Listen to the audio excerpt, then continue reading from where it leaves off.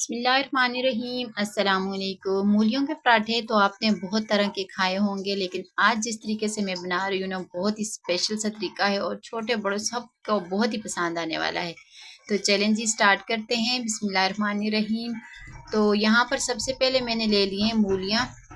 मूली को अच्छे तरीके से रिवायती से तरीके से हम छील लेंगे। छीलने के बाद इनको हमने धो लेना है। धोकर अब इसको हमने कद्दूकश करना है। कद्दूकश हमने मोटे वाली साइड से करना है और बहुत जल्दी जल्दी से इस तरीके से ये मूलियाँ जो हैं कद्दूकश हो जाएंगी।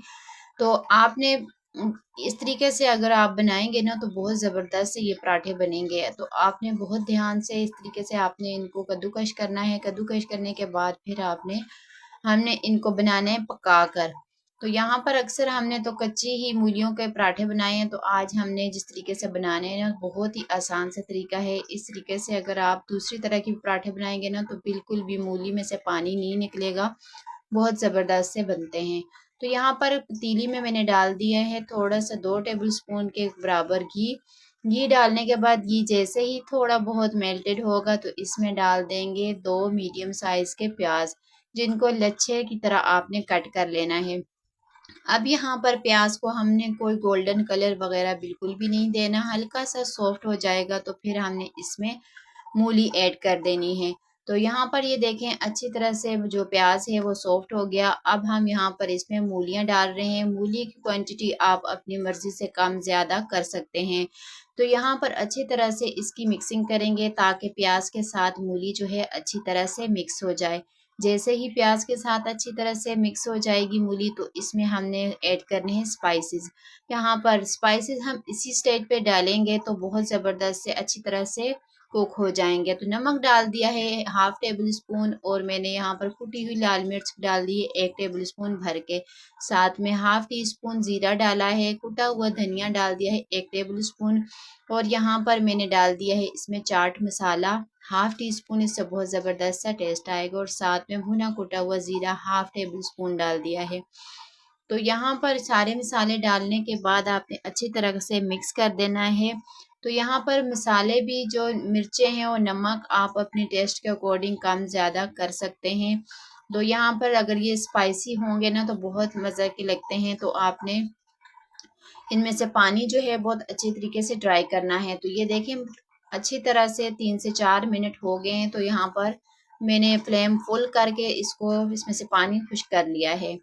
तो अब साइड पे रख देंगे स्टफिंग को ठंडा होने के लिए। तो यहाँ पर मैंने नॉर्मल जो हम घर में रोटी का आटा गूंथते हैं ना, उसी तरह का आटा मैंने लिया है, गूंदा हुआ आटा, और इस तरह से उसके छोटे छोटे पेड़े बना लिए हैं। 4 पेड़े मैंने बनाए हैं। तो यहाँ पर इस तरह से नॉर्मल सी रोटी बना लेंगे और उसके ऊपर हमने घी लगा देना है। घी ज़रा थोड़ा सा मेल्ट हो जाए तो अच्छी बात है। तो आजकल आपको पता है सर्दी है तो सर्दी में घी बहुत ज़्यादा जम जाता है।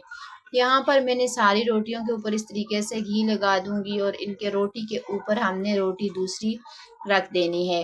तो यहाँ पर ये देखें अच्छी तरह से लगाकर, अगर थोड़ा सा मैदा भी डस्ट करना चाहें तो डस्ट कर लें, अगर नहीं करना चाहते तो कोई मसला नहीं है। तो इसी तरीके से मैंने चारों की चारों रोटियां बनानी है और एक दूसरे के ऊपर अच्छी तरह से एडजस्ट कर लेनी है। तो यहाँ पर एक तरह की रोटियां आपने बनानी है। तो ये देखें मैंने सारी रोटियां बनाकर एक दूसरे के ऊपर रख दी हैं। 4 रोटियों की मैंने तेल लगा दी है और इनको हल्के हाथ से आपने बेल लेना है। बहुत ज़्यादा आपने ज़ोर आजमाई इस पे बिल्कुल भी नहीं करनी। तो यहाँ पर ये देखें आपको स्पीड लग रही होगी तेज़, लेकिन मैं बहुत हल्के हाथ से इसको प्रेस कर रही हूँ। अब यहाँ पर हमने इसको बनाना है तवे के ऊपर। तो तवे के ऊपर आपने थोड़ा सा हल्का सा घी लगा देना है और बिल्कुल हल्की सी फ्लेम रखनी है। फ्लेम बिल्कुल आपने हाई नहीं रखनी और हल्के हल्के जैसे ही एक तरफ से ये सोते हो जाएगी तो हमने इसकी साइड पलटा देनी है। तो यहाँ पर ये देखें आराम से एक रोटी कि इसके ऊपर से निकल गई है। जैसे ही इसको हल्का हल्का सेक लगेगा ना तो ये रोटियां जो हैं अलहदा होती जाएंगी चारों की चारों। तो इसी तरह से सारी मैंने एक एक करके इनको उतार देना है। दूसरी भी मैंने तवे के ऊपर ही रख दी है कि थोड़ी सी ये ज़रा सी हल्की सी कुक हो जाए। तो जैसे ही हल्की सी कुक हो जाएगी तो हम इसको उतार देंगे। तो यहाँ पर ये देखें दूसरी भी इस तरीके से हमने, अब पहली वाली जो है उसको हमने हटा देना है। अब इसको हल्का सा सेक लगाना है। तो बस इसी तरह से हमने सारी रोटियां जो हैं वो तैयार कर लेनी है। बहुत ही आसान से, अगर हम एक एक करके बनाते ना हमारा टाइम बहुत ज़्यादा लगना था। इस तरीके से बहुत आराम से बहुत आसानी से ये रोटियां जो हैं बन के तैयार हो जाएंगी और हमारे पराठे बनने में भी बहुत जल्दी से पराठे भी हमारे तैयार हो जाएंगे। यहाँ पर सारे जो हैं मैंने रोटियां तैयार कर ली थी। अब एक आपने रोटी लेनी है जिसका ये पका हुआ साइड है ना, इसको आपने अंदर रखना है।